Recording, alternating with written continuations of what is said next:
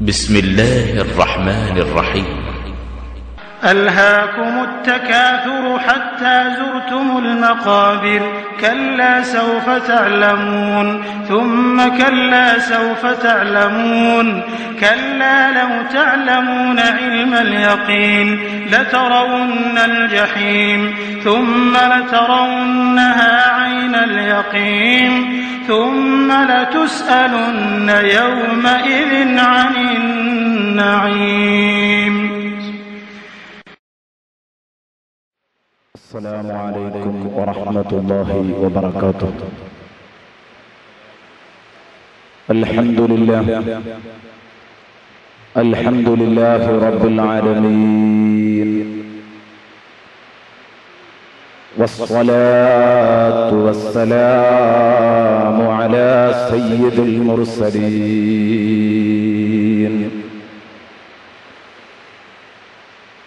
وعلى آله وصحبه كلهم أجمعين.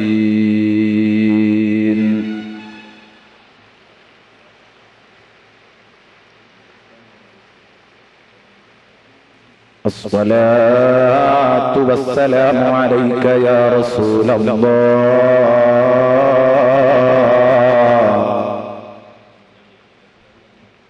خذ بأيدينا قلت حيلتنا أدركنا يا رسول الله،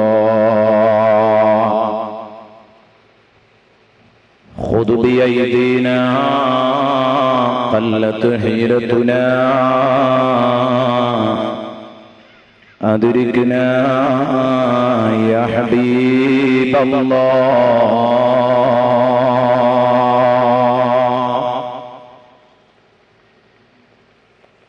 أما بعد، أعوذ بالله من الشيطان الرجيم. بسم الله الرحمن الرحيم.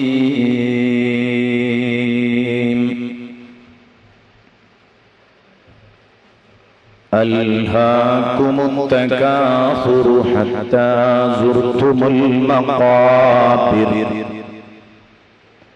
كلا سوف تعلمون. صدق الله مولانا العظيم، وصدق وبلغ رسوله النبي الكريم، ونحن على ذلك من الشاهدين الشاكرين، والحمد لله رب العالمين.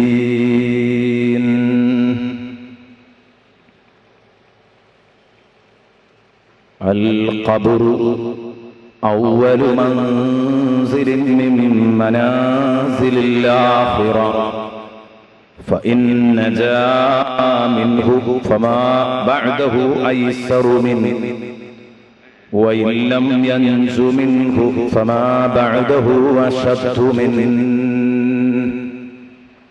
صدق محمد رسول الله.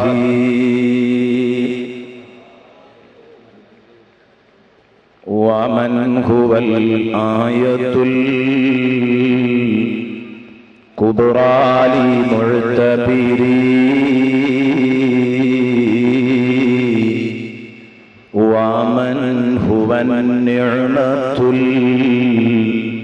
العظمى لمغتنمي. مولاي صل وسلم دائما أبدا على حبيبك خير الخلق كلهم.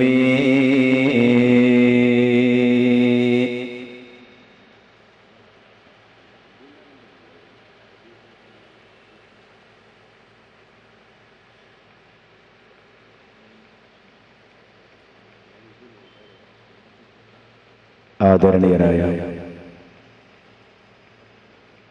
സാദാത്യങ്ങൾ, പണ്ഡിതന്മാർ,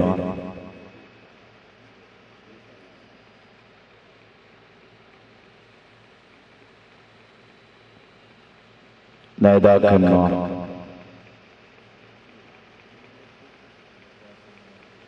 സഹോദര സഹോദരിമാർ,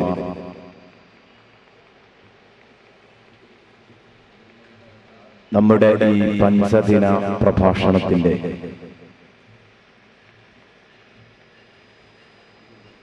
മൂന്നാം ദിവസത്തിലേക്ക് കാലെടുത്തു വെക്കുമ്പോൾ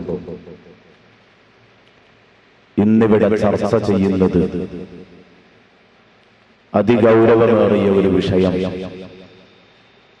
നാളെയുടെ ആദ്യ ഭവനം. നാളെയുടെ ആദ്യ ഭവനം എന്ന് കേൾക്കുമ്പോഴേക്ക് തന്നെ ഒരു വിശ്വാസിയെ അക്ഷരാർത്ഥത്തിൽ അത് ഞെട്ടിപ്പിക്കും.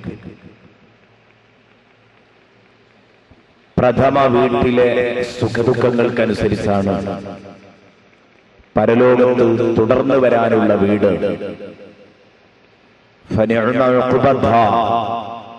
എന്ന് പ്രഖ്യാപിക്കാൻ പറ്റുമോ ഇല്ലയോ എന്ന് തീരുമാനിക്കുക. അന്തിമ വീട് എത്ര നല്ല വീടാണ് എന്ന് ബഹുമാനപ്പെട്ട മലായികത്തുൽ കിറാം വന്ന് സ്വർഗത്തിൽ കടന്നുവന്ന് ആ മാലാഖമാർ നമ്മളെ അഭിസംബോധനം ചെയ്യുകയും സലാമുൻ അലൈക്കും ബിമാ സബർതും എന്ന് പറഞ്ഞ് നമ്മെ അഭിവാദ്യം ചെയ്യുകയും തുടർന്ന് ഫനിഅമ ഉഖ്ബദ്ദാർ എന്ന് പറഞ്ഞ് നമ്മൾ കുടിയിരുന്ന സ്വർഗ ഭവനത്തെ പ്രകീർത്തിക്കുകയും ചെയ്യുന്നത് എത്രത്തോളം കൃത്യമാണ്. മാർബിൾ വിരിച്ച് ഗ്രാനൈറ്റുകൾ പതിച്ച് ലക്ഷങ്ങൾ ചെലവിട്ട് നിങ്ങൾ പണി തീർത്ത വീട്ടിൽ ആദ്യമായി നിങ്ങൾ കടന്നിരിക്കുകയാണ്. അതിന്റെ പ്രവേശന ആഘോഷം നടത്തുന്ന സമയത്ത് ധാരാളം ആളുകളെ നിങ്ങൾ ആ വീട്ടിലേക്ക് വിളിച്ചു. എല്ലാവരും വന്നു. സമൃദ്ധമായ വിഭവവും ഒരുക്കി. അതെല്ലാവരും മൂക്കറ്റം കഴിച്ച് ഒരക്ഷരവും നിന്റെ വീടിനെ പറ്റി അഭിപ്രായം പറയാതെ ഇറങ്ങിപ്പോയാൽ എനിക്കും നിങ്ങൾക്കും തോന്നും, എന്തിനാണ് ഇവന്മാർക്കൊക്കെ വിഴുങ്ങാൻ കൊടുത്തത് എന്ന്. ഇത് സ്വാഭാവികമാണ്. അതേസമയം ആ വരുന്നവരൊക്കെ ഓ, ഈ ഡോർ, ഇതിന്റെ പണി വളരെ മെച്ചപ്പെട്ടിട്ടുണ്ടല്ലോ, ഈ ഡോറിന്റെ മരം നിങ്ങൾ എവിടെ നിന്ന് കൊണ്ടുവന്നതാ എന്ന് ചോദിച്ച് ആ ഡോറിന്റെ പണിയെയും മാർബിൾ, തറയിൽ വിരിച്ച മാർബിള്, ഗ്രാനൈറ്റ്, ഇതിനെയൊക്കെ ഇങ്ങനെ പ്രകീർത്തിക്കുമ്പോ സ്വാഭാവികമായി ഇവൻ അറിയാതെ ഇങ്ങനെ പൊങ്ങിക്കൊണ്ടിരിക്കും. അന്ന് പൊടിക്കുന്ന ലക്ഷങ്ങൾ, ആഘോഷ പരിപാടിക്ക് വേണ്ടി അവൻ പൊടിച്ചു കളഞ്ഞ ലക്ഷങ്ങള് എനിക്കെല്ലാ അർത്ഥത്തിലും സഫലമായി എന്നൊക്കെ അവന് തോന്നാറുണ്ട്. ഞാൻ പറയുന്നത്, നാം ഒരു പുതിയ വീടെടുത്താൽ മറ്റുള്ളവർ അത് പ്രകീർത്തിച്ചു പറയുമ്പോൾ നമുക്കതിൽ സന്തോഷമുണ്ടെങ്കിൽ, സ്വർഗീയ വീട് എല്ലാം കൊണ്ടും ഗുണമത്ത വീടാണ്. ആ വീട്ടിൽ നമ്മൾ കയറിയ ഉടനെ നമ്മളെ അനുമോദിക്കാനെത്തുകയാണ് മാലാഖമാർ. വന്നിട്ട് പറയുന്നു, സലാമുൻ അലൈക്കും ബിമാ സബർതും. ഭൂമി ലോകത്ത് നിങ്ങൾ ഏതേത് വീടുകൾ പണിതാലും, എത്ര തന്നെ അത്യാധുനിക സൗകര്യങ്ങൾ ഉണ്ടായാലും, ഒരു ഭൂകമ്പം വന്നാൽ അതിന്റെ കഥ കഴിഞ്ഞു. അതോടുകൂടെ പിന്നെ അതിൽ നിലനിൽപ്പില്ല. ഒരു സുനാമി വന്നാൽ, കഴിഞ്ഞ സുനാമിയിൽ നിങ്ങൾ കണ്ടതാണ്, വലിയ വലിയ പടുകൂറ്റൻ ബിൽഡിങ്ങുകൾ തകർന്നു വീഴുന്ന ചിത്രം, അതിന്റെ തത്സമയ ചിത്രം തന്നെ കാണിച്ചുകൊണ്ട് പിന്നീട് പ്രക്ഷേപണം ചെയ്തിരുന്നു. അത് നിങ്ങൾ കണ്ടിട്ടുണ്ടാവാം. എത്രയോ ബഹുനില കെട്ടിടങ്ങൾ നിലംപൊത്തുന്ന രംഗം. അപ്പോൾ എത്ര സൗകര്യങ്ങൾ ഉണ്ടായാലും ശരി, ഈ ഭൂമി ലോകത്തൊരു ദാറുസ്സലാം ഒരുക്കാൻ, സുരക്ഷിത ഭവനമൊരുക്കാൻ ഒരു കുട്ടിക്കും കഴിയില്ല. എങ്കിൽ യഥാർത്ഥ സുരക്ഷിത ഭവനം സ്വർഗമാണ്. വല്ലാഹു യദഉ ഇലാ ദാരിസ്സലാം. അവിടെ പേടിക്കേണ്ടതില്ല. ഏതെങ്കിലും പ്രയാസങ്ങൾ വരുമോ എന്ന് പേടിക്കേണ്ടതില്ല. ആ സ്വർഗത്തിലേക്ക് കയറി വന്നിട്ട് ഇവർ പറയുന്നു, സലാമുൻ അലൈക്കും ബിമാ സ്വബർതും. പേടിക്കണ്ട, ഇനി കത്രീനയെ ഭയപ്പെടേണ്ടതില്ല. ഇന്നു മുതൽ നിങ്ങൾ ഒരിക്കലും ഭൂകമ്പങ്ങളെ ഭയപ്പെടേണ്ടതില്ല. ഇന്നു മുതൽ നിങ്ങൾ ഒരിക്കലും സുനാമികളെ ഭയപ്പെടേണ്ടതില്ല. ഇത് സുരക്ഷിത ഭവനമാണ് എന്ന് പറഞ്ഞ് നമ്മെ അനുമോദിച്ചതിന്റെ ശേഷം നമുക്ക് കിട്ടിയ വീടിന്റെ സൗന്ദര്യം അവർ നമ്മോടൊപ്പം പങ്കുവെക്കുന്നു. സലാമുൻ അലൈക്കും ബിമാ സ്വബർതും ഫനിഅമ ഉഖ്ബദ്ദാർ. ഈ അന്തിമ വീട് എന്തൊരു നല്ല വീട്, ഭവനമാണ്. എല്ലാം കൊണ്ടും നിങ്ങൾ ധന്യരാണ്. അത് കേൾക്കുമ്പോൾ നാം അധ്വാനിച്ചത്, വിശുദ്ധ ഖുർആൻ പാരായണം ചെയ്തത്, ഇസ്ലാമിക സംസ്കാരങ്ങളിൽ ഒതുങ്ങി നിന്ന് ജീവിച്ചത്, നമ്മുടെ പണം ഇസ്ലാമിന് വേണ്ടി ചെലവഴിച്ചത്, അതെല്ലാം നമുക്ക് സഫലമായി എന്ന ആ ഒരു മാനസിക സംതൃപ്തി, ആ ഒരു സായുജ്യം നമുക്ക് ലഭിക്കുകയാണ്. പക്ഷേ അത് കിട്ടണമെങ്കിൽ ഒന്നാമത്തെ വീട്, ആഖിറത്തിലെ പ്രഥമ കാൽവെപ്പ്, അത് ഖബറിലേക്കാണ്. ആ വീടിന്റെ സുഖദുഃഖങ്ങളെ ആശ്രയിച്ചു നിൽക്കുന്നു. ഈ എന്ന് പ്രഖ്യാപിച്ച വീട് നമുക്ക് കിട്ടുമോ കിട്ടില്ലയോ എന്ന് ഉറപ്പ് പറയണമെങ്കിൽ ആ വീട് നന്നാവണം.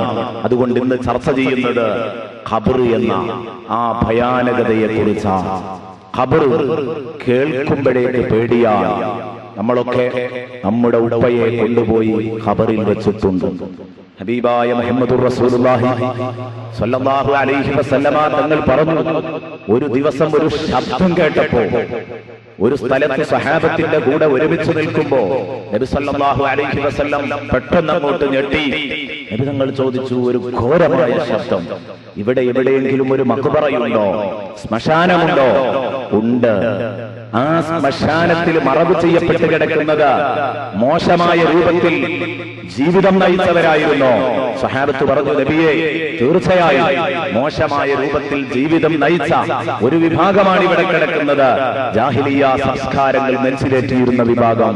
ഹബീബ് പറഞ്ഞു, ഞാൻ ആ കേട്ട ശബ്ദം അള്ളാഹുവിനോട് ഞാൻ അപേക്ഷിക്കുമായിരുന്നു നിങ്ങൾക്കും കൂടെ ഒന്ന് കേൾപ്പിച്ചു തരാൻ.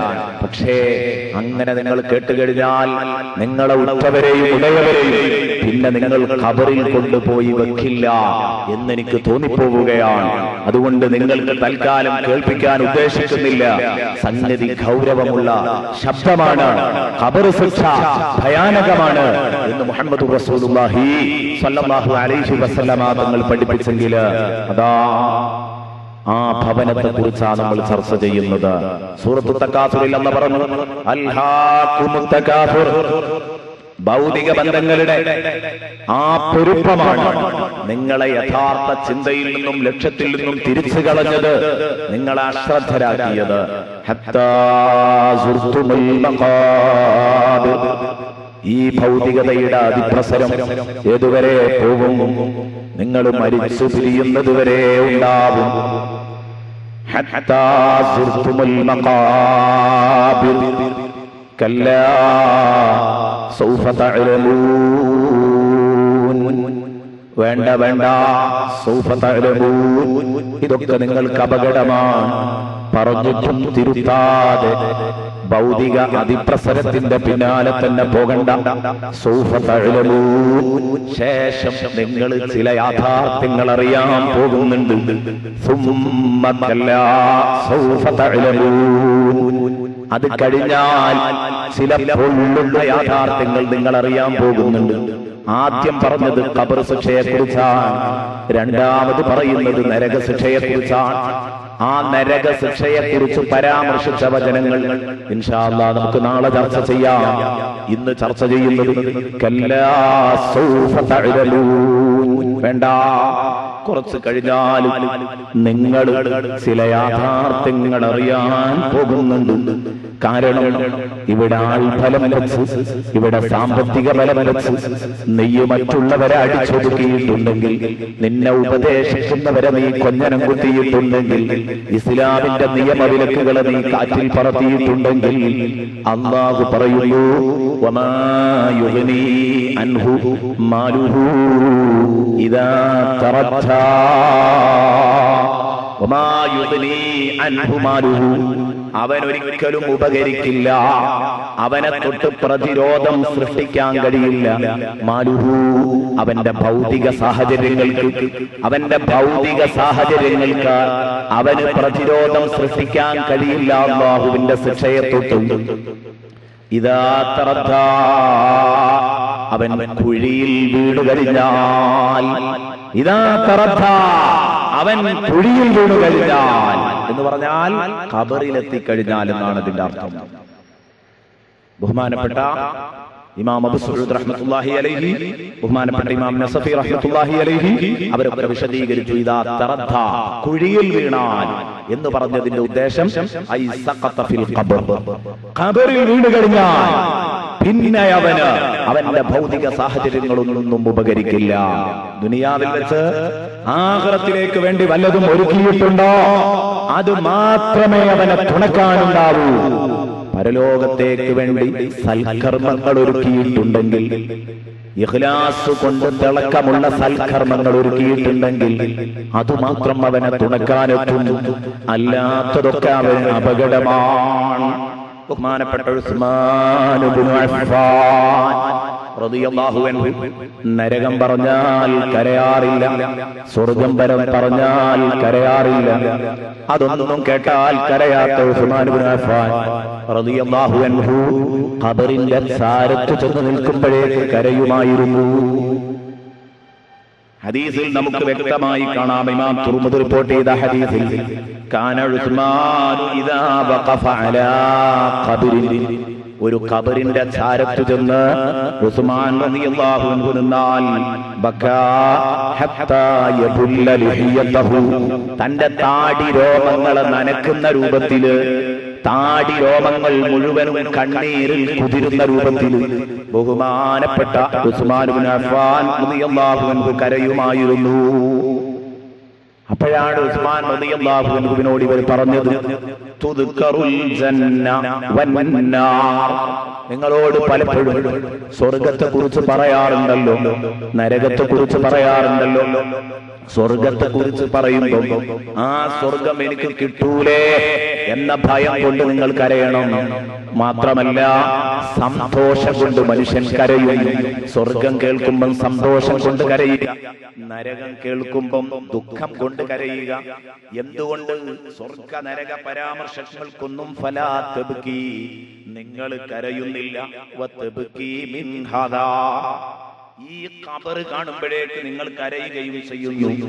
അവിടുന്ന് പറഞ്ഞു ഇന്ന റസൂലല്ലാഹി സ്വല്ലല്ലാഹു അലൈഹി വസല്ലമ ഖാൽ, മുത്തു നബി എന്നോട് പറഞ്ഞിട്ടുണ്ട്, നബി പറയുന്നത് ഞാൻ കേട്ടിട്ടുണ്ട്, ഇന്നൽ ഖബ്റ അവ്വലു മൻസിലിൻ മിൻ മനാസിലിൽ ആഖിറ. ഇതാണ് നമ്മുടെ വിഷയം, നാളെയുടെ ആദ്യ ഭവനം.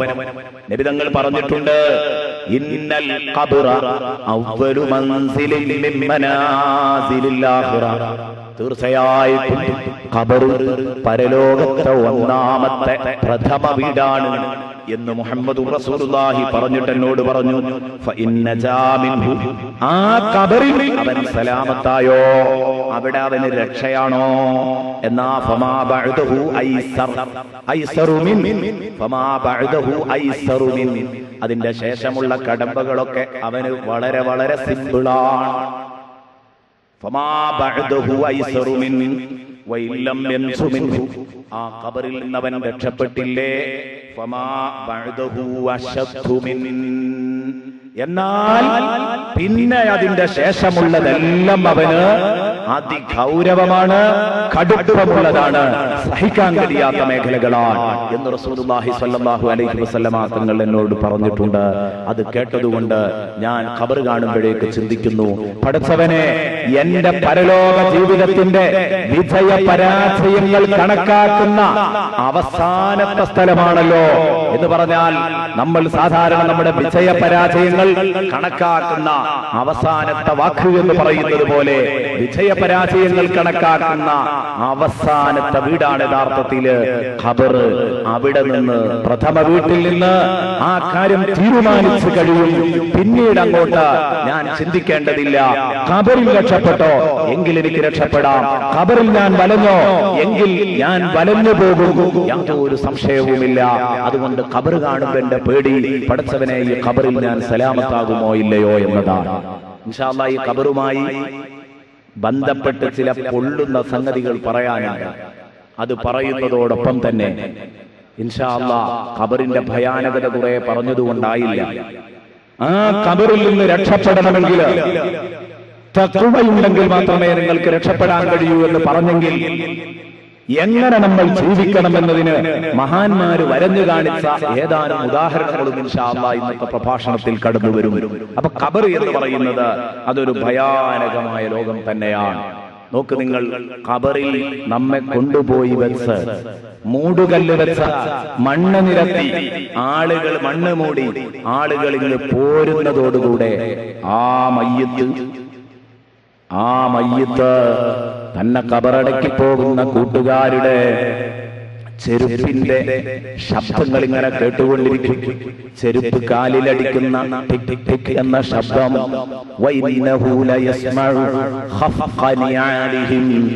അവരുടെ ചെരുപ്പുകളുടെ കാലടി ശബ്ദം അതവർ കേട്ടുകൊണ്ടിരിക്കും. ആ സമയത്ത് ഇതാ വല്ലോ മുതുബിരി, അവർ പിന്തിരിഞ്ഞു പോന്നാൽ മയ്യത്ത് അവരുടെ കാലിൽ ചെരുപ്പിന്റെ ശബ്ദം കേൾക്കെ തന്നെ മലക്കാൻ രണ്ട് മലക്കുകൾ അവിടെ എത്തിക്കഴിഞ്ഞു. ഫയുജ്ലിസാനിഹി, എന്നിട്ട് അവനെ പിടിച്ച് എഴുന്നേൽപ്പിച്ച് ഇരുത്തുന്നു. ഫയുജ്ലിസാനിഹി, അവനെ പിടിച്ച് എഴുന്നേൽപ്പിച്ചിരുത്തിയതിന്റെ ശേഷം ഫയഖൂലാനി ലഹു, ഇവനോടാ രണ്ട് മലക്കുകൾ ചോദിക്കുകയാണ്, മൻ റബ്ബുക, ആരാണ് നിന്റെ രക്ഷിതാവ്? ഫയഖൂലു റബ്ബി അല്ലാഹ്, നല്ല മനുഷ്യനാണോ? അവൻ പറയുന്നു, എന്റെ രക്ഷിതാവ് അല്ലാഹുവാണ്.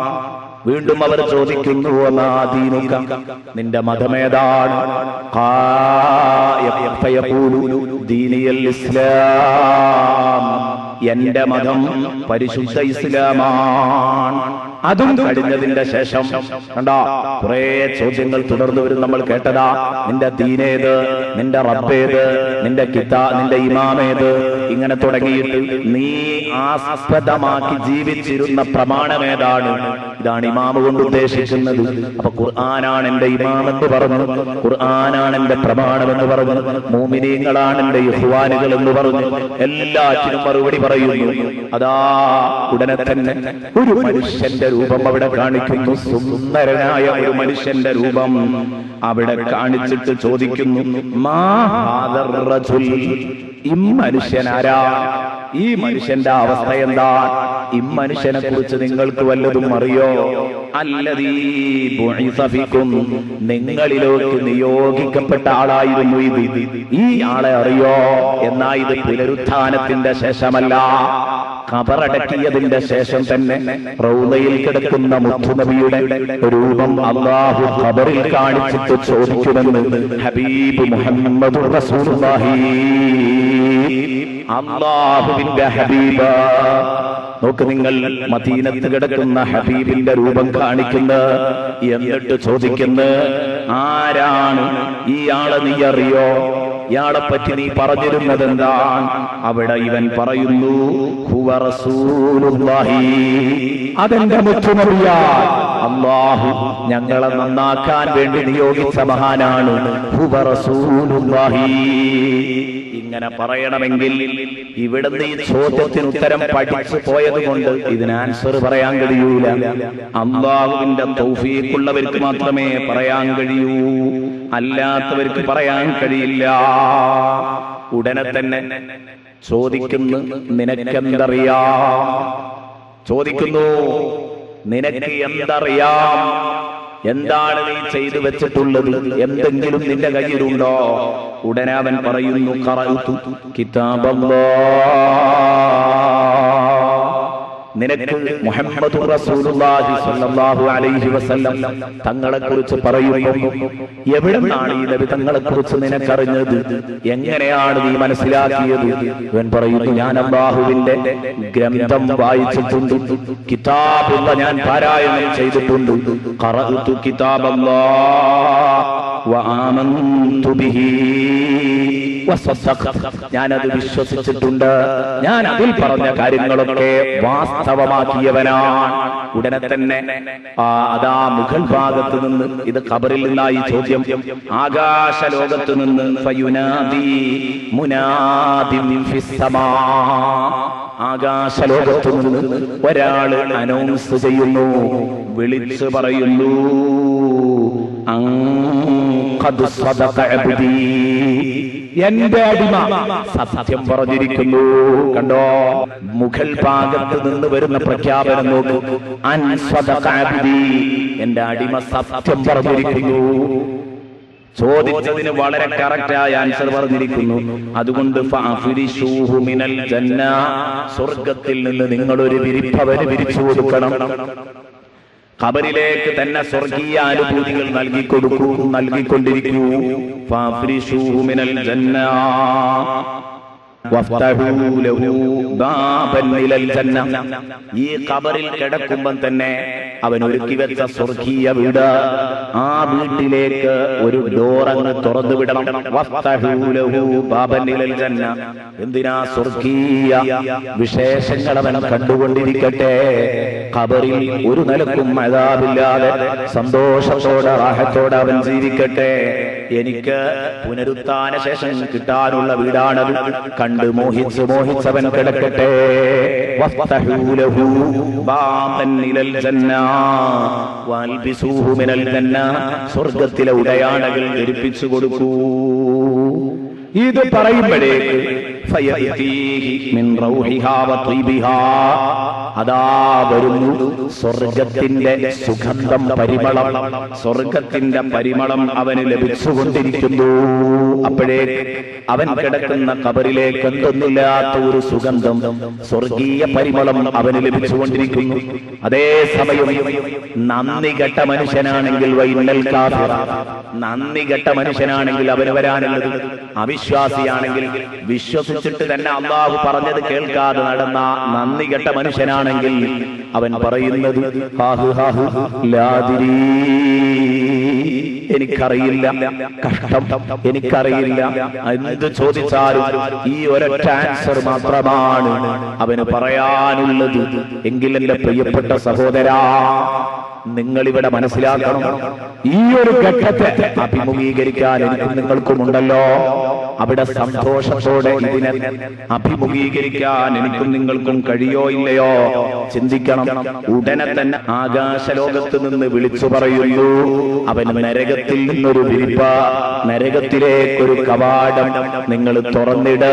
അപ്പോഴേക്ക് നരകത്തിൻ്റെതായ ഒരു നരകത്തിന്റെ താപം അവന്റെ ഖബറിലേക്ക് ഉടനെ തന്നെ ഏറ്റു തുടങ്ങുമെന്ന് ഹബീബ് മുഹമ്മദുർ റസൂലുള്ളാഹി സ്വല്ലല്ലാഹു അലൈഹി വസല്ലമ തങ്ങൾ പറഞ്ഞു. നബി തങ്ങൾ പറഞ്ഞു, കഴിഞ്ഞില്ല, ഇതൊരു സുദീർഘമായ ഹദീസാണ്. നബി തങ്ങൾ പറഞ്ഞു, ഇനി ആ ഖബറിൽ ഇവനെ വെച്ച് പോരുമ്പോ വയുളയ്യഖു അലൈഹി ഖബറുഹു ഹത്താ തഖ്തലിഫ ഫീഹി അദ്ലാഉഹു. റവാഹു അബൂദാവൂദ് റിപ്പോർട്ട് ചെയ്ത ഹദീസാണ്. എന്നിട്ട് ആ ഖബറിലിട്ട് അവനെ ഇടുക്കും. എത്രത്തോളം എടുക്കും? ഹത്താ തഖ്തലിഫ ഫീഹി അദ്ലാഉഹു. ആ ഖബറില് അവന്റെ വാരിയെല്ലുകൾ പരസ്പരം കോർത്തു പിടിക്കുന്നതുവരെ അവന്റെ ഖബർ അവനെ ഇടുക്കിക്കൊണ്ടിരിക്കും. നല്ല മനുഷ്യരാണെങ്കിൽ ഖബർ അങ്ങനെ വിശാലമായി പോകുന്നു, കണ്ടെത്താ ദൂരത്തേക്ക് വിശാലമാകുന്നു. ഇതൊക്കെ പറയുമ്പോൾ ഇത്തരം ചർച്ചകളൊക്കെ ചെയ്യുമ്പോൾ ആരെങ്കിലുമൊക്കെ സദസ്സിൽ ഈമാൻ കുറഞ്ഞവരുണ്ടെങ്കിൽ അവരൊരു പക്ഷേ ചിന്തിച്ചേക്കാം, ഇതൊക്കെ ഉണ്ടാകാൻ പോകുന്നതാണോ എന്ന് ചിന്തിച്ചേക്കാം. എങ്ങോട്ടാണ് ഖബർ വിശാലമാക്കുന്നത്? എന്റെ തൊട്ടടുത്ത് തന്നെയല്ലേ അബൂബക്കർ കിടക്കുന്നത്? എന്റെ തൊട്ടടുത്ത് തന്നെയല്ലേ ജഅഫർ കിടക്കുന്നത്? എനിക്ക് കണ്ടെത്താ ദൂരത്തേക്ക് വിശാലമാക്കിയിട്ട് ഇനി ഇവൻ ഏത് കണ്ടെത്താ ദൂരത്തേക്കാ വിശാലമാക്കുന്നത്? നല്ലോണം ശ്രദ്ധിക്കണം. നേരത്തെ ഞാനൊരു കാര്യം പറഞ്ഞിട്ടുണ്ട്. ഇമാം ഗസാലി റഹ്മത്തുള്ളാഹി അലൈഹി നമ്മളോട് പറഞ്ഞു, അധിക മനുഷ്യരും വഞ്ചിതരാകുന്നത് ഇത്തരം കാര്യത്തിലാണ്. കാരണം ഒരു റഹ്മത്തിന്റെ ടാവട്ടത്തിൽ നിന്ന് 99 റഹ്മത്തിനെ കുറിച്ച് ചിന്തിക്കരുത്. അതേ രൂപത്തിൽ തന്നെയാണ് ഈ സൗകര്യങ്ങളൊക്കെ എങ്ങനെയാ ഒരുക്കുക, നമുക്ക് കോലപ്പെടൂല. കാരണം നമ്മൾ ഒരു റഹ്മത്ത് തന്നെ മുഴുവൻ കാണാത്തവരാണ്.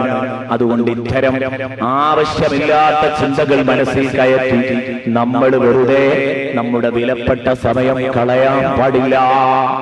മറിച്ച് നടക്കുന്നത് നടക്കട്ടെ. അത് ഞാൻ ചിന്തിക്കണ്ട എങ്ങനെയാണ് നടക്കുക. ഇമാം ഗസാലി റഹ്മത്തുള്ളാഹി അലൈഹി പറഞ്ഞു, ഇവിടെ പറ്റി എന്താ? ഒരാളെ പറ്റി രാജാവ് ഓർഡർ ഇട്ടു. ഉത്തരവ് പുറപ്പെടുവിച്ചു.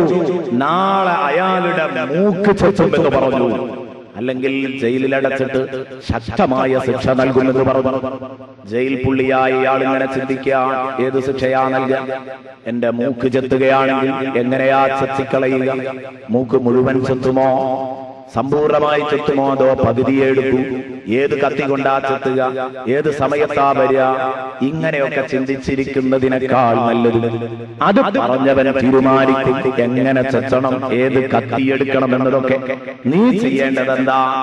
നീ ചെയ്യേണ്ടത് അവന്റെ മുമ്പിൽ ചെന്നൊന്ന് കാലു പിടിച്ചു നോക്കുക, രാജാവിന്റെ കാലു പിടിച്ച് പറഞ്ഞു നോക്കുക, മഹാരാജാവെ രക്ഷിക്കണം എന്നതുപോലെ. എങ്ങനെ നടപ്പിലാക്കുമെന്ന് ഈ ലോകത്തെ സൃഷ്ടിച്ച റബ്ബ് തീരുമാനിച്ചുകൊള്ളുള്ളൂ. ഇതൊക്കെ എങ്ങനെയാണ് പ്രാവർത്തികമാക്കുകയെന്ന് നീ ബുദ്ധിയുണ്ടെങ്കിൽ ചെയ്യേണ്ടത്, എന്റെ കൂട്ടുകാരെ, അല്ലാഹുവിന്റെ മുമ്പിൽ കൊച്ചായിട്ട് പറയണം, പഠിച്ചോനെ എന്നെ നീ രക്ഷപ്പെടുത്തി തരണം, നരകത്തെ തൊട്ട് രക്ഷപ്പെടുത്തണം, ഖബറിന്റെ അദാബിനെ തൊട്ട് രക്ഷപ്പെടുത്തണം. ഇത് മനസ്സിൽ തട്ടി പറയലാണ്. ബുദ്ധി എന്ന് മനസ്സിലാക്കാൻ കൂടുതൽ പ്രയാസമില്ല. നോക്ക് നിങ്ങൾ, എത്രയോ ഉദാഹരണങ്ങൾ ഈ വഴിക്ക് പറയാനുണ്ട്, എത്രയോ പറയാനുണ്ട്. പക്ഷേ ഈ ഒരു ഭയാനകമായ വീടിനെ കുറിച്ച് വിശ്വസിക്കുന്ന നമ്മളോട് ആ വീട്ടിനെ പറ്റി യുക്തിപരമായി സമർത്ഥിക്കേണ്ടതില്ല. നമ്മളോട് ആ വീട്ടിൽ രക്ഷപ്പെടാൻ നമ്മൾ എന്തൊക്കെ ചെയ്യണമെന്നതാ ചർച്ച ചെയ്യാനുള്ളത്. റമദാൻ നോമ്പ് നോറ്റ് നമ്മൾ വന്നിരിക്കുകയാണ്. കുറെ മുമ്പ് ഞാൻ ഓർക്കുന്നു, 10 ദിവസം പരലോകം ഖുർആനിൽ എന്ന വിഷയം അവതരിപ്പിക്കുമ്പോൾ 9 ദിവസം ആ സദസ്സിലൊരു കൂട്ടുകാരനുണ്ടായിരുന്നു. അയാൾ ഈ ഖബറിനേക്കാൾ ഗൗരവാണല്ലോ നരകം. ഖബറും നരകവും ഒക്കെ കേട്ടപ്പോ അയാൾ അത് വീക്ഷിച്ചിരുന്നത് ഒരു നേരം വെളുക്കാത്ത മുസ്ലിയാർ എന്ന നിലക്കാണ്. ഇയാൾ എന്താ ഈ പറയുന്നത്? ഇതൊക്കെ നടക്കാനുള്ള കാര്യമാണോ? അയാളും മാപ്പിള തന്നെയാണ്, മുസ്ലിം തന്നെയാണ്. പക്ഷേ ഇയാൾക്ക് ഈ കാര്യത്തിൽ ഖുർആനും ഹദീസുമാണ് ഉസ്താദ് പറഞ്ഞത്. അങ്ങനെയൊക്കെ ആണെങ്കിലും എനിക്കത് വിശ്വാസമില്ലായിരുന്നു. ഇയാൾ എന്നോട് നേരിട്ട് പറയുന്നു 10ാമത്തെ ദിവസം. പക്ഷേ 10ാമത്തെ ദിവസം വന്നിട്ട് പറയുന്നു, ഉസ്താദേ എനിക്ക് വലിയ ഒരു കുറ്റബോധം. അതെന്തേ? 10ാമത്തെ ദിവസം ഞാൻ വിശുദ്ധ ഖുർആൻ പഠിപ്പിച്ച ഭ്രൂണശാസ്ത്രത്തെ കുറിച്ച് പറഞ്ഞു. അത് കേട്ടപ്പോ ഇയാൾ പറഞ്ഞു, ഉസ്താദേ ആ കാര്യം ഖുർആൻ പറഞ്ഞത് ശരിയാ. എന്തേ കാരണം? അതിനെക്കുറിച്ച് ഒരു ഡോക്ടർ എഴുതിയ പുസ്തകം ഞാൻ വായിച്ചിട്ടുണ്ട്. ഡോക്ടറുടെ വാക്കുകൾ ഇയാൾക്ക് പ്രമാണമാണ്, അയാളെ പടച്ച റബ്ബിന്റെ വാക്ക് പ്രമാണമല്ല. ഒന്നാലോചിച്ച് നോക്കൂ. എന്നിട്ട് അദ്ദേഹം പറഞ്ഞു, ഇത്രയും ദിവസം ഞാൻ ഇരുന്നത് ഒരു ഓപ്പോസിറ്റ് മൈൻഡുമായിട്ടാണെങ്കിൽ ഇന്നത്തോടുകൂടെ എനിക്ക് വല്ലാത്ത കുറ്റബോധം അന്ന് ശ്രദ്ധിച്ച് കേൾക്കേണ്ടിയിരുന്നു എന്ന് എനിക്ക് തോന്നിപ്പോയിട്ടുണ്ട്. കാരണം ഈ വിഷയങ്ങളൊക്കെ ഇത്ര കറക്റ്റായിട്ട് പറഞ്ഞല്ലോ. പുനരുത്ഥാനത്തെ കുറിച്ച് അന്ന് സംസാരിച്ചു. ബലാ ഖാദിരീന അലാ അൻ നുസവ്വിയ ബനാനാ, ബലാ ഖാദിരീന അലാ അൻ നുസവ്വിയ ബനാനാ. പരലോകത്ത് ഏറ്റവും കൂടുതൽ നിഷേധിക്കുന്നത് ഏതാ? പുനരുത്ഥാനാണല്ലോ. അതില്ലാന്നാണ് ഈ പറയുന്ന ടീമൊക്കെ പറയുന്നത്. യഥാർത്ഥത്തിൽ ബുദ്ധിപരമായി അങ്ങനെ പറയേണ്ട ഒരു വിഷയവുമില്ല. ഇൻഷാ അല്ലാഹ് അതിലേക്ക് നമ്മൾ എത്തും. പുനരുത്ഥാനത്തെ കുറിച്ച് നാളെ നമ്മൾ ചർച്ച ചെയ്യാൻ പോവാണ്. ഞാൻ പറഞ്ഞത് അന്ന് ഞാൻ പറഞ്ഞപ്പോ പറഞ്ഞു, പുനരുത്ഥാനം ഓരോ മനുഷ്യനെയും അല്ലാഹു റബ്ബുൽ ഇസ്സത്ത് വൈവിധ്യങ്ങളുടെ കലവറയായിട്ടാണ് പടച്ച റബ്ബ് സൃഷ്ടിച്ചത്. ഏതെല്ലാം വൈവിധ്യങ്ങളാണ് ഒരു മനുഷ്യന്റെ ശരീരത്തിൽ അല്ലാഹു ഘടിപ്പിച്ചിട്ടുള്ളത്! വ്യത്യസ്തങ്ങളായ ഐഡന്റിറ്റികളാണ്. ഇതൊന്നും പിഴക്കാതെ എന്റെ ഇതേ ആകൃതിയിലുള്ള മൂക്ക്, എന്റെ ഇതേ ആകൃതിയിലുള്ള ചെവി, എന്റെ ഇതേ ആകൃതിയിലുള്ള ചുണ്ടുകൾ, ഇതൊക്കെ നാളെ പുനരുത്ഥാനത്തിൽ അള്ളാഹ്ക്ക് തരാൻ കഴിയോ? ഓരോരുത്തർക്കും വ്യത്യസ്ത ചുണ്ടും മൂക്കും അതുപോലെ തന്നെ ചെവിയും നാക്കുമൊക്കെയാണല്ലോ.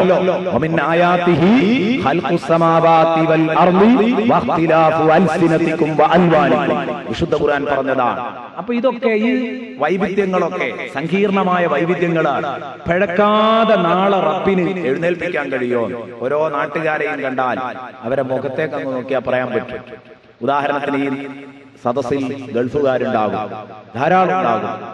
അവരോട് ഒരു ഫിലിപ്പൈൻസിനെ ഇവിടെ കൊണ്ടുവന്നിട്ട് ധാരാളം ചോദിച്ചാൽ ഫിലിപ്പൈൻസുകാരനാണെന്ന് പറയാൻ കഴിയും. അതെന്തേ? അയാളുടെ ചുണ്ടും അയാളുടെ മൂക്കും അയാളുടെ ഷേപ്പും പറയും. അതുപോലെ തന്നെ ഇന്തോനേഷ്യക്കാരന്റെ മൂക്ക് കണ്ടാൽ പറയാൻ പറ്റും അവൻ ഇന്തോനേഷ്യക്കാരനാണെന്ന്. നിങ്ങളുടെ ഷേപ്പുകളിലെ വൈവിധ്യം, നിങ്ങളുടെ നാക്കുകളിലെ വൈവിധ്യം, നിങ്ങളുടെ ഭാഷകളിലെ വൈവിധ്യം, ഇതൊക്കെ അല്ലാഹു ഉണ്ടെന്നറിയിക്കുന്ന മഹാ ദൃഷ്ടാന്തങ്ങളിൽപ്പെട്ടതാണ്. ഇതൊക്കെ തെറ്റാതെ സൃഷ്ടിക്കാൻ കഴിയോ എന്നുള്ളതാണ് ചോദ്യം. അപ്പൊ അല്ലാഹ് പറയാണ് ബലാ. അതിന്റെ മുമ്പ് ചോദിച്ചതാ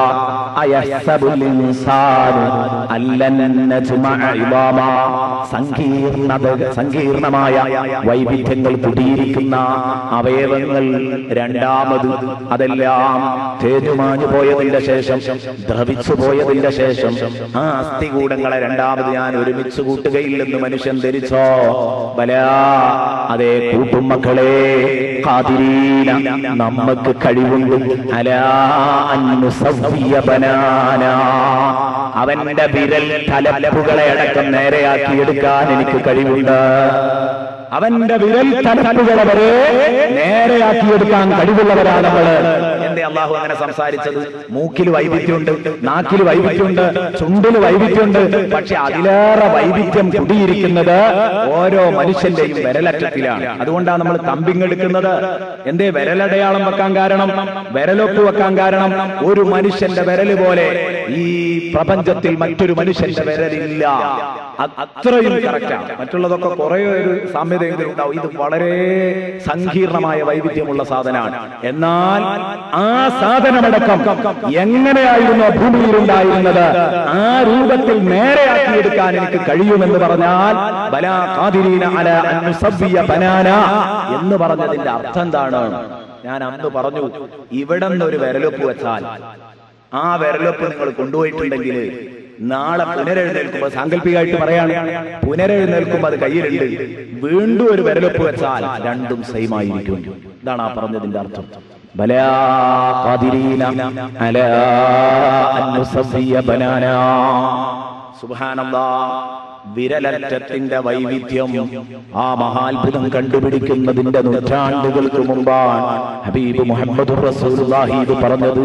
ഇത് ഈ സഹോദരന്റെ മനസ്സിൽ വല്ലാതെ തട്ടിപ്പോയി. അപ്പൊ അദ്ദേഹം പറയുന്നത്, ഉസ്താദേ, ഇത് പറഞ്ഞ അള്ളാഹ് തന്നെയാണല്ലോ മറ്റതും പറഞ്ഞത്. അപ്പൊ എനിക്ക് ഉറപ്പാണ് ഇതുണ്ടാവും, എല്ലാം ഉണ്ടാവാനുള്ളതാണ്. ഇത് ശരിയാണെങ്കിൽ ബാക്കിയുള്ളതും നടന്നിരിക്കണം. നോക്ക് നിങ്ങൾ, അതിലൊക്കെ ഉള്ള അത്ഭുതം, വിരലക്ഷങ്ങളുടെ അത്ഭുതം വലിയൊരു അത്ഭുതമാണ്. എന്തേ കാരണം? ഈയിടെ അടുത്തായിട്ട് 2 ആഴ്ച മുമ്പ് നിങ്ങൾ പത്രം വായിച്ചിട്ടുണ്ടാകും. ഒരു പത്രത്തിൽ മൂന്നാറിൽ ആരംഭിച്ച ബയോമെട്രിക് ATM ബാങ്കിനെ കുറിച്ച് നിങ്ങൾ വായിച്ചിട്ടുണ്ടാകും. എന്താണ് ഇതിന്റെ സംവിധാനം? എത്രയോ വലിയ വലിയ മുതലാളിമാർ, പല വൻ ഫ്രാക്കുകളും പലപ്പോഴും നിരക്ഷരരാണ്, അക്ഷരാഭ്യാസമില്ലാത്തവരാ വലിയ വലിയ മുതലാളിമാർ. അതുകൊണ്ട് തന്നെ ATM കാർഡ് ഉപയോഗിക്കാൻ പ്രയാസമുണ്ട്. മാത്രമല്ല വളരെ വിദഗ്ധമായി മറ്റുള്ളവർ ഇവന്റെ അക്കൗണ്ടിലെ കാശ് വലിച്ചു പോകുന്നുണ്ട്. അതൊക്കെ ഒഴിവാക്കാൻ വിരലറ്റം കാണിച്ചു കൊടുത്ത് തന്റെ അക്കൗണ്ട് പിൻവലിക്കാനുള്ള സൗകര്യം ഒരുക്കിയിരിക്കുന്നു. ബലാ ഖാദിരീന അലാ അൻ നുസവ്വിയ ബനാന. ഇനി ഒരാളുടെ അക്കൗണ്ട് മറ്റൊരാൾക്ക് വലിക്കാൻ കഴിയില്ല. എന്തേ കാരണം? ഈ ലോകത്ത് എന്റെ കയ്യിൽ മാത്രമേ ഈ സാധനമുള്ളൂ, നിങ്ങളുടെ കയ്യിലുള്ളത് നിങ്ങളുടേതാണ്. ഒരിക്കലും ഇതിൽ കള്ളക്കളി കഴിയില്ല. അപ്പൊ ദുരുപയോഗം ചെയ്യാൻ കഴിയില്ല. മാത്രമല്ല അക്ഷരാഭ്യാസമില്ലാത്തവനും ചെന്ന് നീട്ടാൻ കഴിയും. അള്ള കൊടുത്ത ഈ ആയുധം നോക്ക് നിങ്ങൾ. ഇത് ആരംഭിച്ചു കഴിഞ്ഞെങ്കിൽ ഇതിലുള്ള ഒരു യുക്തിയാണ്. ഈ കാലത്ത് വിശുദ്ധ ഖുർആൻ ഓതുമ്പോൾ നമുക്ക് എത്രമാത്രം ഈമാൻ വർദ്ധിക്കുന്നു. ഇൻഷാ അല്ലാഹ് ഇത്തരം ചില വിഷയങ്ങൾ ഞാൻ പരലോക ചർച്ചയിൽ അഥവാ നരക ചർച്ച പറയുന്ന സമയത്ത് പറയാം. ഇവിടെ പറഞ്ഞു വരുന്നത് ഇത്തരം കാര്യങ്ങൾ പറഞ്ഞ റബ്ബ് തന്നെയാണ് ഇതൊന്നും പറഞ്ഞത് എന്ന് മനസ്സിലാക്കണം. ഇതൊക്കെ സംഭവിക്കാനുള്ളതാണ്. നമ്മൾ നോമ്പ് നോറ്റ് വിശുദ്ധ ഖുർആൻ പഠിക്കാൻ വന്നിരിക്കുന്ന നമ്മളോട് അതൊന്നും പറയേണ്ടതില്ല. ഉൾക്കൊള്ളുന്നവരാണ്. ഈ രണ്ട് ചട്ടക്കുള്ളിലുള്ള 6000-ൽ പരം വചനങ്ങൾ ഇതെനിക്ക് വെള്ളം തരുന്ന, എനിക്ക് ഭക്ഷണം തരുന്ന, എനിക്ക് ഓക്സിജൻ നൽകുന്ന റബ്ബ് തന്നതാണ്. റബ്ബിന്റെ വചനങ്ങളാണ് എന്ന കാര്യം ഉറപ്പാണ്. ലാ തബ്ദീല ലികലിമാത്തില്ലാ. അല്ലാഹുവിന്റെ വചനങ്ങൾക്ക് മാറ്റമില്ല. കലിമാത്ത് എന്ന് പറഞ്ഞാൽ വചനങ്ങൾ. ഇതിലെ ആയത്തുകളെ കുറിച്ചാണ് ഖുർആൻ യഥാർത്ഥത്തിൽ കലിമാത്ത് എന്ന് പ്രയോഗിക്കുന്നത്. വചനങ്ങൾക്ക് മാറ്റമില്ല. ലാ തബ്ദീല ലികലിമാത്തില്ലാ. അതാ പറഞ്ഞാൽ പറഞ്ഞതുപോലെ നടക്കും, യാതൊരു സംശയവും വേണ്ട. അതുകൊണ്ട് എന്റെ പ്രിയപ്പെട്ട കൂട്ടുകാർ, നമ്മളൊക്കെ ഖബറടക്കി പിരിഞ്ഞു പോരുമ്പോഴേക്ക് ഖബറാളിക്ക് വിഷമം തുടങ്ങിക്കഴിഞ്ഞു. അതുകൊണ്ടാണ് നബിതങ്ങൾ പറഞ്ഞത്, എപ്പോഴും നിങ്ങൾ ഈ ഖബറിന്റെ ശിക്ഷയെ തൊട്ട് നിങ്ങൾ അഭയം തേടണേ. അത്തഹിയാത്തിൽ ഒരു ഭാഗം തന്നെ അവിടെ വെച്ചു. അഊദു ബിക മിൻ അദാബിൽ ഖബർ വമിൻ ഫിത്നതിഹി വമിൻ അദാബിൻ നാർ. ഖബർ ശിക്ഷയെ തൊട്ട്, ഖബറിന്റെ വിഷമങ്ങളെ തൊട്ട്, നരക ശിക്ഷയെ തൊട്ട് അഭയം തേടണമെന്ന് പറഞ്ഞു. ഖബർ ശിക്ഷയെ തൊട്ട് അഭയം തേടണമെന്ന് പറഞ്ഞിട്ടുണ്ട്. അത്തഹിയാത്തിൽ നമ്മെ പ്രത്യേകം പഠിപ്പിച്ചു. ഈ ദിക്ർ നബി തങ്ങൾ പഠിപ്പിച്ചത് ഖുർആനിലെ ഒരു ആയത്ത് പഠിപ്പിക്കുന്ന ശുഷ്കാന്തിയിലാണെന്ന് ബഹുമാനപ്പെട്ട സ്വഹാബാ കിറാം റളിയല്ലാഹു അൻഹും റിപ്പോർട്ട് ചെയ്യുന്നത് കാണാം. അതുപോലെ തന്നെ ഹബീബ് മുഹമ്മദുർ റസൂലുള്ളാഹി തങ്ങൾ ഒരു സമയത്ത് അതാ വളരെ വിഷമിച്ച് കണ്ണീരൊലിപ്പിച്ച് പറഞ്ഞ ഒരു ഘട്ടമുണ്ട്. എവിടെയാണ്? ബറാഉ ഇബ്നു ആസിബ് റളിയല്ലാഹു അൻഹു പറയുന്നു, ഖറജ്നാ മഅ റസൂലില്ലാഹി. ഞങ്ങൾ മുത്തു നബിയോടുകൂടെ ഒരു ദിവസം പുറപ്പെട്ടു. ഫീ ജനാസത്തി റജുലിൻ മിനൽ അൻസാർ. ഒരു അൻസാരി പ്രവർത്തകന്റെ ജനാസയിൽ, ഒരൻസാരി പ്രവർത്തകന്റെ ജനാസയുടെ കൂടെ ഞങ്ങൾ പുറപ്പെട്ടു ചെന്ന് അങ്ങനെ അദ്ദേഹത്തിന്റെ ഖബറിന്റെ അടുത്തെത്തി. അപ്പോൾ ഖബർ തുരന്നു കഴിഞ്ഞിട്ടില്ല എന്ന് പറഞ്ഞാൽ, അന്നൊക്കെ ഖബർ തുരന്നുകൊണ്ടാവക്കൽ, കീറുകയും തുരക്കുകയും ചെയ്യാൻ ഏറ്റവും നല്ല രൂപം തുരന്നുകൊണ്ട് ഖബർ വെക്കലാണ്. ഖബർ പണി തീർന്നിട്ടില്ല.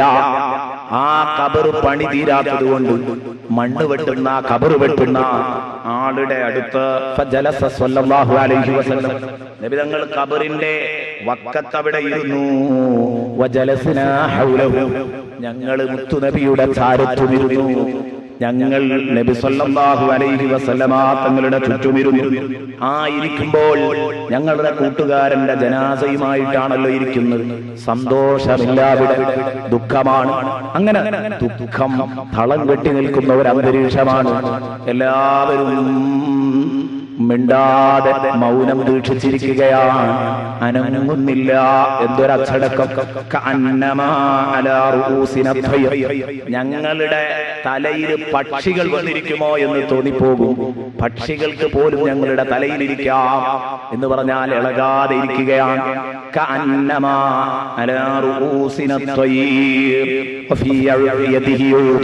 നബി തങ്ങളുടെ കയ്യിൽ ഒരു ചെറിയ കൊള്ളിക്കഷ്ണമുണ്ട്. അങ്ങനെ നബി അതുകൊണ്ട് ഭൂമിയിൽ ഇങ്ങനെ കുത്തിക്കളച്ചുകൊണ്ടിരിക്കുകയാണ്.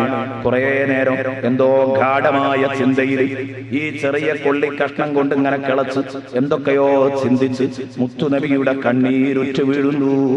അവിടെ എഴുന്നേറ്റിട്ട് കണ്ണ് പൊക്കി നോക്കിയപ്പോ മുസ്ലിമിന്റെ ഒരു ഹദീസിൽ നബി സല്ലല്ലാഹു അലൈഹി വസല്ലമ തങ്ങളുടെ കണ്ണുകൾ സജലമായി എന്നും കൂടെ. എന്നിട്ട് ബില്ലാഹി മിൻ അദാബിൽ ഖബർ, ഈ ഖബറിന്റെ അദാബിനെ തൊട്ട് നിങ്ങൾ അല്ലാഹുവിനോട് എപ്പോഴും അഭയം തേടണേ എന്ന് നബി തങ്ങൾ ഗൗരവപൂർവ്വം ഞങ്ങളെ പഠിപ്പിക്കുകയുണ്ടായി. ഇസ്തഈദൂ ബില്ലാഹി മിൻ അദാബിൽ ഖബർ, ഇസ്തഈദൂ ബില്ലാഹി മിൻ അദാബിൽ ഖബർ മറത്തൈനി, 2 തവണ പറഞ്ഞു. ഔ സലാസ, 3 വട്ടാണോ പറഞ്ഞത്? റിവായത്തിൽ ഹദീസ് റിപ്പോർട്ട് ചെയ്ത ആളുടെ സംശയമാണ്. നബി 2 വട്ടമോ 3 വട്ടമോ അത് ആവർത്തിച്ചു. ഇസ്തഈദൂ ബില്ലാഹി മിൻ അദാബിൽ ഖബർ. അതുകൊണ്ട് എപ്പോഴും ഖബർ ശിക്ഷയെ തൊട്ട് നമ്മൾ അഭയം തേടണം. അവിടെ സലാമത്തായി കിട്ടിയാൽ ബാക്കിയുള്ളതെല്ലാം നമുക്ക് രക്ഷപ്പെട്ടു. മുഹമ്മദുർ റസൂലുള്ളാഹി സ്വല്ലല്ലാഹു അലൈഹി വസല്ലം തങ്ങളതാ ഒരു ദിവസം 2 ഖബറിന്റെ അടുത്തുകൂടെ നടന്നു പോകുമ്പോൾ, നമ്മളൊക്കെ കേട്ട സംഭവമാണ്, പക്ഷെ അവിടെ നമുക്ക് പഠിക്കാൻ കുറെ ഗുണപാഠങ്ങളുണ്ട്. അത് പറയാൻ വേണ്ടിയാ പറയുന്നത്. 2 ഖബറിന്റെ അടുത്തുകൂടെ നടന്നു പോകുമ്പോൾ നബി തങ്ങൾ സഡൻ ബ്രേക്ക് ഇട്ടു. എന്തേ നബിയെ ഇവിടെ നിൽക്കാൻ കാരണം?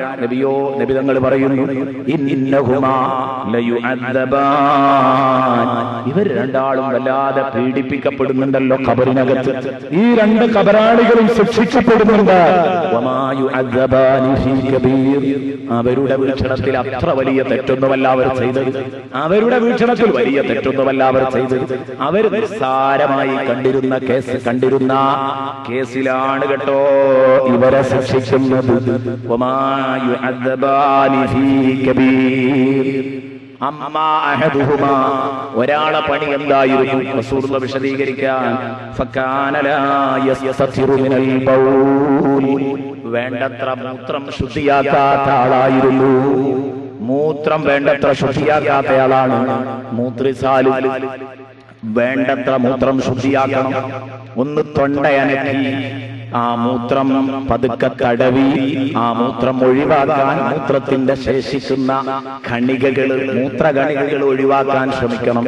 അല്ലെങ്കിൽ അങ്ങനെ അങ്ങ് മുറിഞ്ഞു എന്ന് കരുതി മനോരം ചെയ്ത് എഴുന്നേൽക്കുമ്പോൾ ബാക്കിയുള്ള ഭാഗം പിന്നീട് അങ്ങോട്ട് നമ്മുടെ വസ്ത്രത്തിൽ കലർന്നു കഴിഞ്ഞാൽ ആ നജസായ വസ്ത്രമെടുത്ത്, ആ അടിവസ്ത്രമെടുത്ത്, ആ ഡ്രസ്സ് ധരിച്ച് എത്ര കാലം നമ്മൾ നിസ്കരിച്ചാലും നിസ്കാരം സ്വീകരിക്കില്ല. വിഷയം വളരെ സിമ്പിളായി തോന്നും നമുക്ക്, പക്ഷേ സംഗതി നല്ല ഗൗരവമുള്ള കാര്യമാണ്. അതാ പറഞ്ഞത്, ആരാ ഇതൊക്കെ മെയിൻറ്റെയിൻ ചെയ്യൽ? പ്രത്യേകിച്ച് എന്റെ ചെറുപ്പക്കാരോട് പറയുന്നു, ടൈറ്റ് ഫിറ്റിന്റെ യുഗമാണ്, നല്ലോണം ശ്രദ്ധിക്കണം. ടൈറ്റ് ഫിറ്റ് പാൻസ് എടുത്ത ചെറുപ്പക്കാർ നല്ലോണം കരുതണം. ഫിറ്റായി നിൽക്കുന്ന ഈ പാൻസ് ധരിക്കുന്ന സമയത്ത് നിങ്ങൾക്ക് പലപ്പോഴും മൂത്രകണികകൾ ബാക്കിയുണ്ടാകും. മൂത്രത്തിന്റെ അംശം ബാക്കിയുണ്ടെങ്കിൽ അത് നിങ്ങളുടെ സ്വന്തം വസ്ത്രത്തിൽ പുരണ്ടു കഴിഞ്ഞാൽ എത്ര കാലം നിസ്കരിച്ചിട്ട് അള്ളാഹുവിന്റെ മുമ്പിൽ രക്ഷപ്പെടാൻ കഴിയില്ല. ഇതാ നമ്മൾ പറയുന്നത്, മാപ്പിളാര് ധരിക്കുന്ന വസ്ത്രം ധരിച്ചോ എന്തേ ഒരു പ്രയാസം? ടൈറ്റ് ഫിറ്റ് ഒഴിവാക്കണം. അവയവത്തിന്റെ വണ്ണം എടുത്തു കാണിക്കുന്ന വസ്ത്രം അത് സ്ത്രീയും പുരുഷനും ധരിക്കാൻ പാടില്ലല്ലോ. അവയവത്തിന്റെ വണ്ണം എടുത്തു കാണിക്കുന്ന വസ്ത്രം ധരിക്കരുത് എന്നല്ല, കൂടുതൽ അത് അപകടം ചെയ്യുന്നുണ്ട്. ഇത്തരം നജസ്സുകൾ പോലും എപ്പോഴും ശരീരത്തിൽ ഉറപ്പാക്കുന്ന രൂപത്തിൽ ഉള്ള ഈ ഡ്രസ്സുകൾ നമ്മൾ ഒഴിവാക്കുക തന്നെ വേണം. അല്ലെങ്കിൽ പാശ്ചാത്യന്റെ എന്ത് സംസ്കാരം വെച്ച് നീട്ടിയാലും ആ സംസ്കാരം ഏറ്റുപിടിക്കാൻ നമ്മൾ തയ്യാറാണ്. മുത്തുനബി തരുന്നതോ നമുക്ക് വേണ്ട. ഹബീബ് സല്ലല്ലാഹു അലൈഹി വസല്ലം തങ്ങൾ എന്ത് പറഞ്ഞാലും വേണ്ട, പാശ്ചാത്യനും എന്ത് പറഞ്ഞാലും കേൾക്കാനും തയ്യാറാണ്. എല്ലാം ഫാഷന്റെ പിന്നാലെയാണ്. ഒന്നാമത്തെ ദിവസം പറഞ്ഞു, വസീന, ഫാഷനും അടിപൊളിയുമാണ് ദുനിയാവിന്റെ നല്ല ഒരു ഭാഗം. ചെറുപ്പക്കാരെ, ലേറ്റസ്റ്റ് മോഡൽ പാൻസിൽ അതാ കുറെ ഹോൾ ഉള്ള പാൻസുകൾ ഇറങ്ങിയിട്ടുണ്ട്. വളരെ കുറവായിട്ട് നമ്മുടെ നാട്ടിൽ പലപ്പോഴും ഇത് കണ്ടുവരുന്നുണ്ട്. അതും കൂടെയായാൽ സംഗതി വൃത്തിയായി നിസ്കരിക്കാനും നോക്കണ്ട. കാരണം അവിടത്ത് മറയില്ലല്ലോ. ചെറിയ ഹോൾ എല്ലാ ഭാഗത്തും ചെറിയ ചെറിയ ഹോളുകൾ ഉണ്ടായാൽ എങ്ങനെ നമ്മൾ നിസ്കരിക്കും? ചുരുക്കത്തിൽ ഇതിന്റെ ഒക്കെ പിന്നിൽ ക്രിസ്ത്യാനികളുടെ കൈയുണ്ട്, ജൂതന്മാരുടെ കൈയുണ്ട്. നമ്മുടെ മക്കൾ ധരിക്കുന്ന അധിക ഡ്രസ്സുകളിലും നമ്മുടെ വീടുകളിൽ വെക്കുന്ന അധിക അലങ്കാര വസ്തുക്കളിലും ക്രിസ്തീയ ചിഹ്നങ്ങളും മറ്റു പല മതചിഹ്നങ്ങളും ഓമം കുരിശുമൊക്കെ നിറഞ്ഞു നിൽക്കുന്നത് പലപ്പോഴും നമ്മൾ കാണാതെ പോകുന്നുണ്ട്. ഡ്രസ്സുകളിലെല്ലാം ഉണ്ട്. ചെറുപ്പത്തിൽ തന്നെ തന്റെ മക്കൾക്ക് മതപരമായ സ്പിരിറ്റ് ഉണ്ടാക്കിയില്ലെങ്കിൽ ചെറിയ കുട്ടിയല്ലേ എന്ന് ചോദിച്ച് ആ ചെറിയ കുട്ടിക്ക് വസ്ത്രധാരണയിൽ നിങ്ങൾ യാതൊരു നിയന്ത്രണവും ഏർപ്പെടുത്തിയില്ലെങ്കിൽ എന്റെ ഉമ്മമാരെ അത് അപകടം ചെയ്യും. നിങ്ങൾ നരകത്തിലേക്ക് പോകാൻ കാരണമാകും. ആ മക്കൾ നാളെ നരകത്തിൽ നിന്ന് വിളിച്ചു പറയും, എന്നെ ഈ സംസ്കാരം പഠിപ്പിച്ച എന്റെ ഉമ്മയും ഉപ്പയും, എനിക്ക് ഈ വസ്ത്രം വാങ്ങിത്തന്ന ഉമ്മയും ഉപ്പയും, അവരെ ഒന്ന് കാണിച്ചു തരണം റബ്ബേ എന്ന് വിളിച്ചു പറയും.